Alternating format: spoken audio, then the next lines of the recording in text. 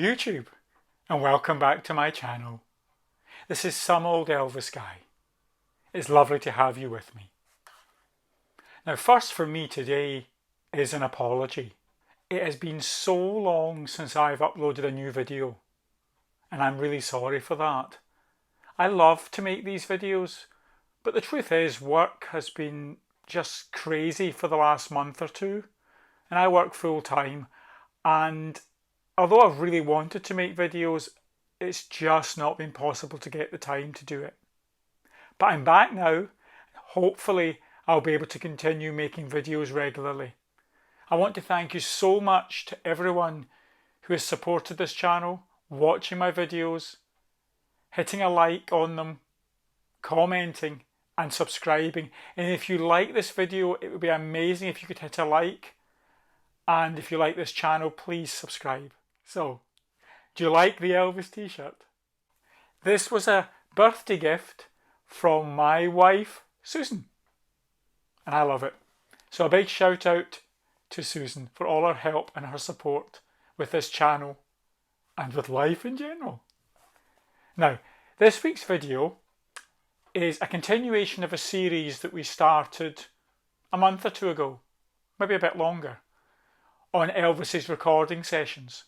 If you remember, in a previous video we looked at Elvis's last recording session in a formal recording studio, the sessions that produced the Today album. I'll pop a link in the description below to that video. If you've not seen it, please watch it. I think you'll find it interesting. This week I want to have a look at Elvis's recording sessions at Graceland in 1976. Those that were to be his last ever recording sessions. Now this video might end up being in two parts, but we're going to look this time at the recording sessions of February 1976 at Elvis's home in Graceland. To put these recording sessions in something of a context, Elvis hadn't recorded new material since those sessions in March of 75 that we looked at in the last video on the recording session series. And his time before that would have been in Stax, which would have been December of 73. So RCA were really pressuring Elvis to record more material in the studio. When it proved challenging to get Elvis into the recording studio, RCA decided to bring the studio to Elvis, bringing their mobile recording truck, large red RCA truck, parking it outside the back of Graceland and running the cables in to what was then called the Den. We talk about it as the Jungle Room now, to record these tracks. Shortly before these sessions were due to begin, a friend of Elvis's, Detective Eugene Kennedy of the Denver Police Force, died. So Elvis attended his funeral. And it's interesting, he attended the funeral dressed in a Denver police captain's uniform in order that he would just blend into the crowd. I think it says a lot for Elvis that despite everything he had going on, recording sessions due, etc., he took the time to go to a friend's funeral. And doing so in such a way as to not draw attention to himself says something about the man, I think. He even had J.D. Sumner and the Stamps sing at Eugene Kennedy's funeral. I'll run some photos on the screen of Elvis around that time that you might find interesting. So these sessions were originally scheduled to run from the 2nd and 3rd of February to the 8th and 9th, and again scheduled for the 11th to the 12th of February. Because of prior commitments elsewhere, James Burton was only there from the 2nd to the 6th. So let's dive in and have a look at the start of these sessions. February the 2nd to the 3rd. Elvis recorded 3 songs. He started with Bitter They Are, Harder They Fall. Now when you listen to these sessions, I like to listen to the Last Farewell box set, which I love. I like to listen to it around about August each year, and dipping in at other times obviously. When you listen to Bitter They Are, Harder They Fall, that's the one that in take 3 is interrupted by a dog barking, and take 4 by a phone ringing. Which again, it just goes to show it was not being recorded in a professional studio, it was in his home. But I'll tell you what also comes over. The media love to portray Elvis from this period as being morose, washed up, with no joy for life, someone who was past it. I have to say that's not what I hear when I listen to these. Particularly, you listen to the outtakes, the sessions for Bitter They Are. The humour that's there between Elvis and the guys when the phone rings, when the dog barks, gives you an insight into where his head was at. And he's not this over-the-hill, morose, sad individual that the media like to sensationally paint. I think that says more about them than it does about Elvis, to be honest. It's interesting to note that the big red recording truck from RCA actually broke down outside of Memphis on the way to these sessions and had to be towed to Graceland.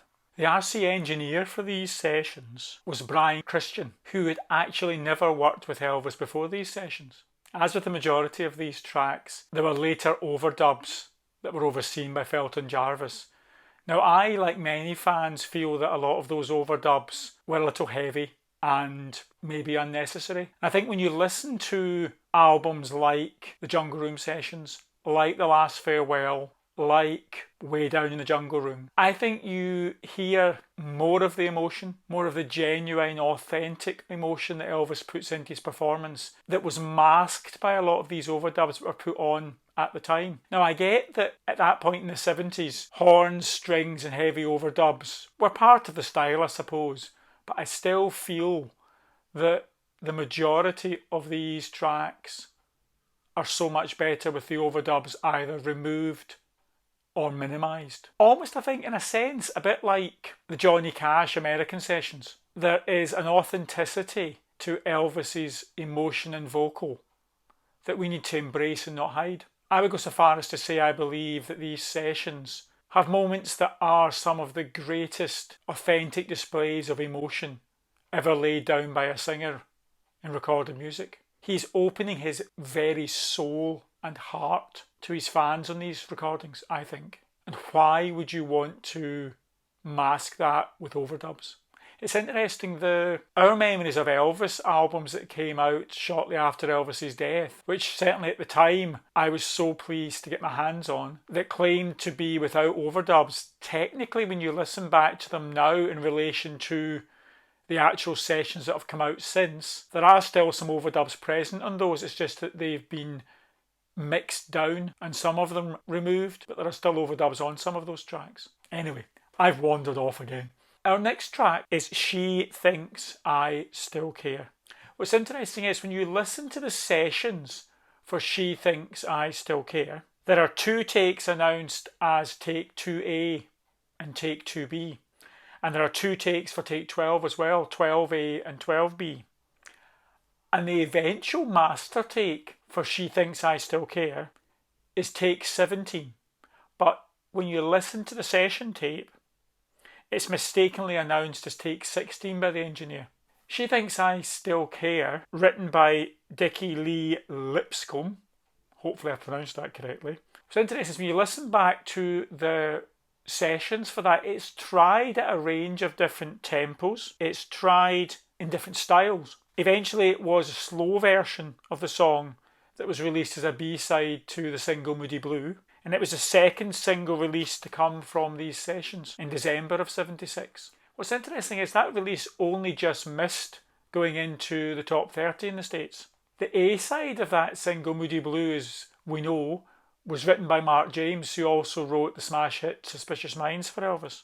The third track from these sessions is The Last Farewell, which was originally a Roger Whittaker song. And many people have thought over the years what a strange choice of song for Elvis. I think he does an amazing job of singing this song. And again, I think this one does benefit quite greatly from the overdubs being taken off. Now, don't get me wrong, I will say some things that are critical of the overdubs in this video, but I still do like to listen to the authentic original album because that's the album I grew up with. But I do think, and I believe Elvis also, on a number of occasions in the past, did moan about his music being interfered with after he recorded it. And I do think that at times Felton Jarvis could have what I describe as a touch of an elephant with his overdubs. A bit heavy on the overdubs, I think. But to go back to The Last Farewell, It's nicely produced as it is on the Elvis Presley Boulevard album, but there's a lot of overdubs on there suggesting a nautical theme to go along with The Last Farewell, etc. I just think you hear more of the emotion when those are removed. That now takes us to February the 3rd and 4th, where Elvis records Solitaire, the Neil Sedaka penned Solitaire. The naked emotion in this song just grabs you. Again, I prefer the version without the overdubs, but an amazing display of emotion. And when you listen to Elvis's voice on these tracks, the resonance of it, the depth, the emotional connection with the material is something you seldom see in an artist. I do feel that these sessions are greatly overlooked when it comes to looking at powerful recording sessions of artists. I think if people like Johnny Cash can be lauded, and rightly so, for the American sessions he did towards the end of his life, I think there's an argument for a critical reappraisal of these Graceland sessions. It's interesting, when you look back at old issues of Elvis Monthly, they were even quite critical of some of the albums towards the end of Elvis's life, like Elvis Presley Boulevard and Moody Blue. But I think it's time for us to reappraise, time to look again at these tracks and these sessions and see the value that's in them, see how amazing they are, because Elvis bore his heart and soul, clear emotion, and connected so strongly with the material. We move on now to February the 4th and 5th. On the 4th and 5th, Elvis recorded Moody Blue and I'll Never Fall in Love Again.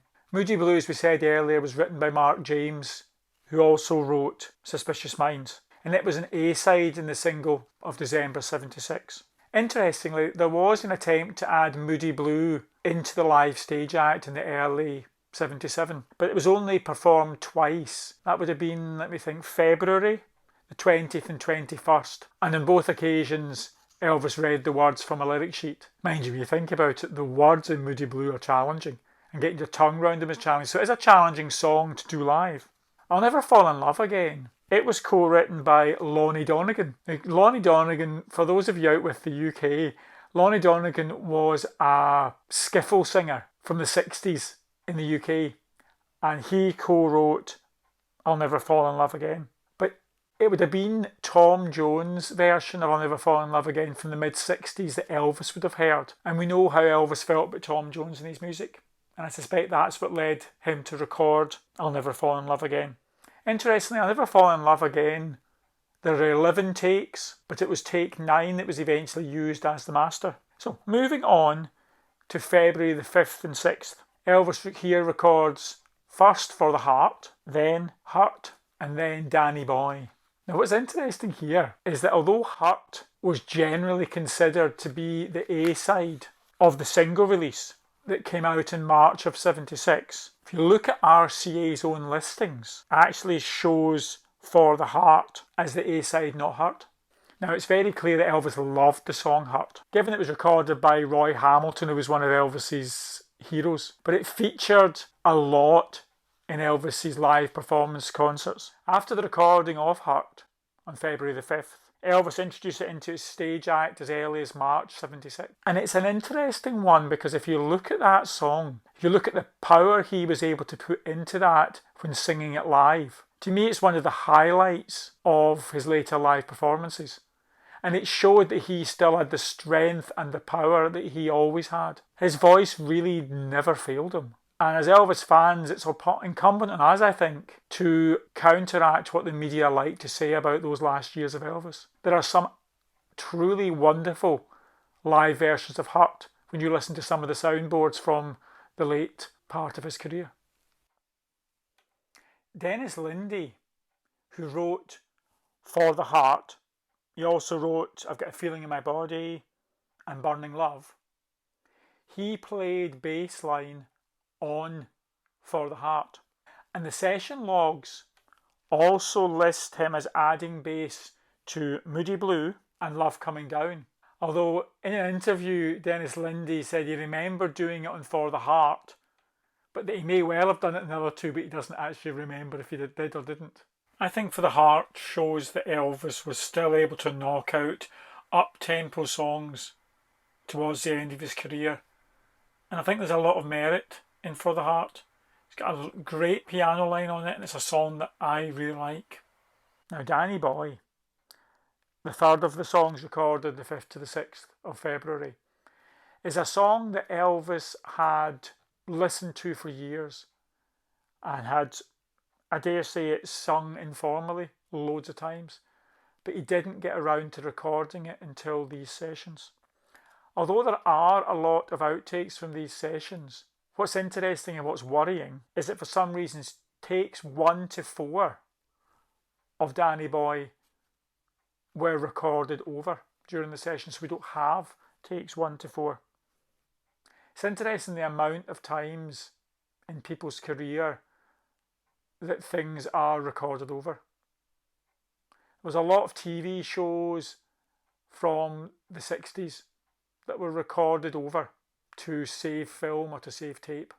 So it is quite bizarre, the approach taken to things. I suppose people didn't realise the importance of things like that. However, I would argue if we're talking 1976 and Elvis, it was clear to everyone by that time in Elvis's career what a monumental artist he was. But I suppose maybe there was no thought that anybody would want to listen to the outtakes and the parts of the sessions that weren't used on the actual album. It's a shame though. It does though. I am so grateful that we have so much of the recordings of Elvis from these sessions.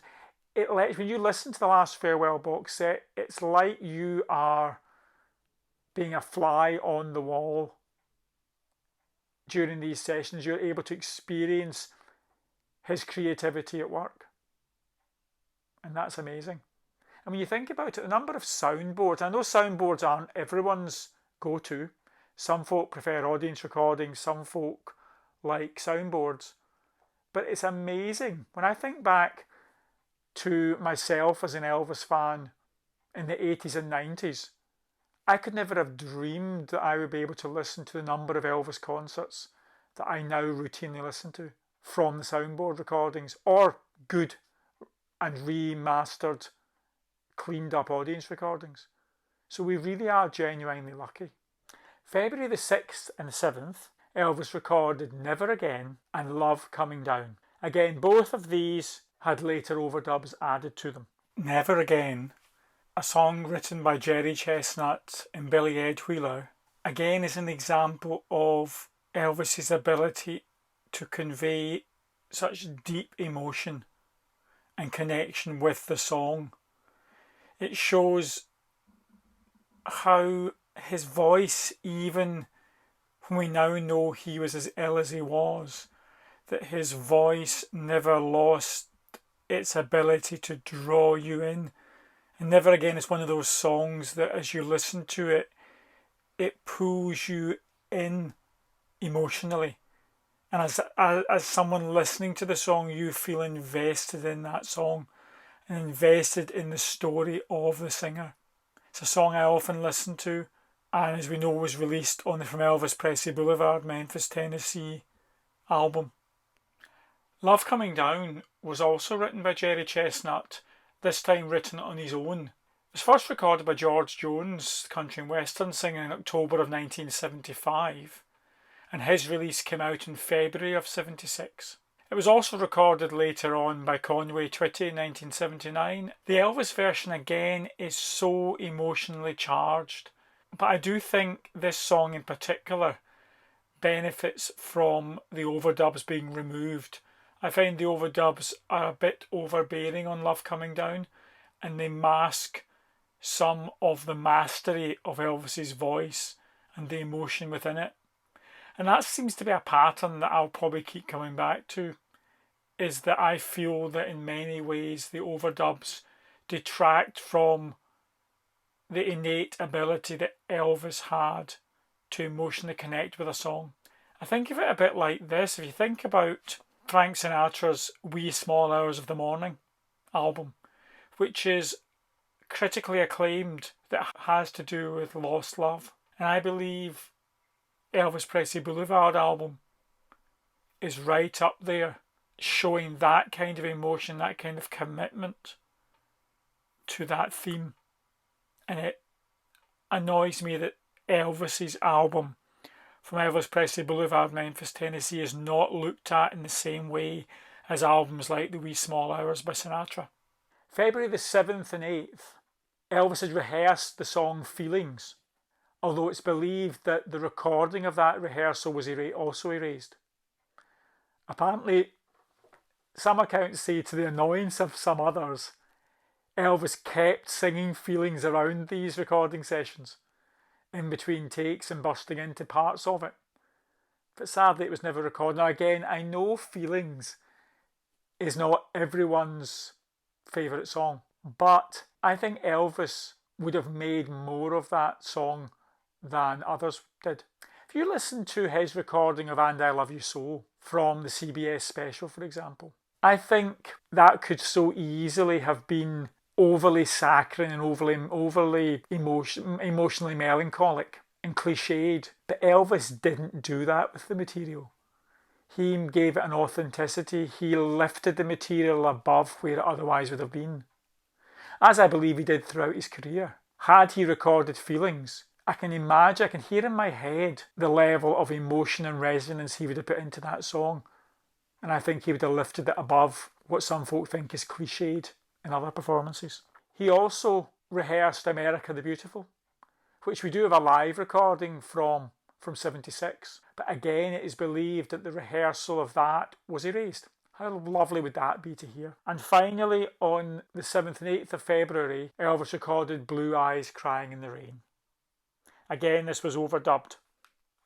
What's interesting is, though, reportedly Blue Eyes Crying in the Rain is one of the last 3 songs Elvis ever sang, sat at the piano in the Racquetball building on the last night of his life. So there's poignancy in that song.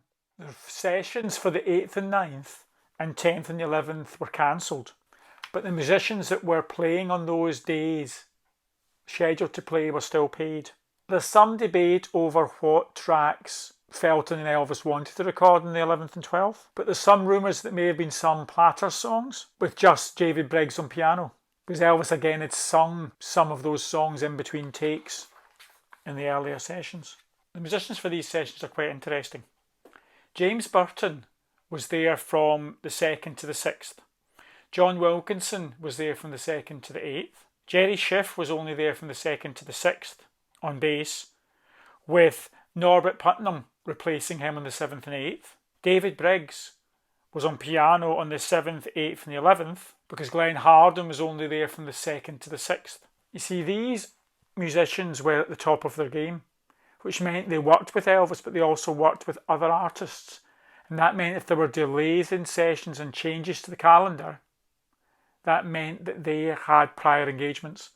And that explains why there was some change in the musicians for these sessions. So let's have a wee look on the screen at the songs recorded from this first part of the Graceland sessions in February of 76. And when you look down that track listing, there are some really good songs on there.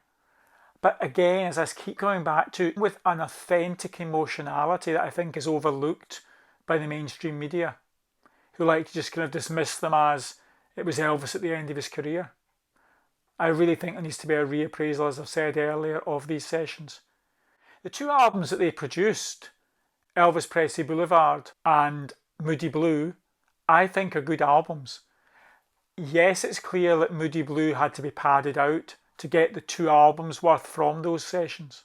It was padded out with some live tracks, as we know. There are still some amazing studio tracks in there. And I think we're wrong to write Elvis's career off at this point in terms of his recorded music. I still love to this day to put Elvis Presley Boulevard and Moody Blue on the turntable and give it a spin. Just think though what it would have been like had all of those studio sessions been used in one album. And you can see that with some later releases which I've gathered together. You can see what it might have been. But I understand why Moody Blue was released in the way it was. It had to do with contractual obligations to RCA and number of albums to be released. And that's what led to, if you remember, Welcome to My World also being released as an album around about the same time. An album I quite enjoy, I have to say, but an album with an amazing cover, but an album that was not really new material. So anyway, I'm whittering on and I don't want to do that. So that's our quick dive into Elvis's recording session of February 1976. We'll also look into his recordings, his final recording session at Graceland in another video. Let me know in the comments. Let me know in the comments what you think of these February 76 sessions. Do you have a favourite track? And if so, why? What do you think of the overdubs? Do you prefer the tracks like me with the overdubs removed? Do you prefer them as they're originally? But what are your thoughts on Felton's overdubs at this time in Elvis's career? I'd love to know in the comments. If you've liked this video, I would so appreciate it if you could click a like for me. It just helps YouTube's algorithms. And if you like this channel, please subscribe to my channel. I would love to get over 500 subscribers, and we're getting really close to that point. So I would so appreciate it if you would do that. Thank you so much for joining me. This has been Some Old Elvis Guy, Duncan. Till next time.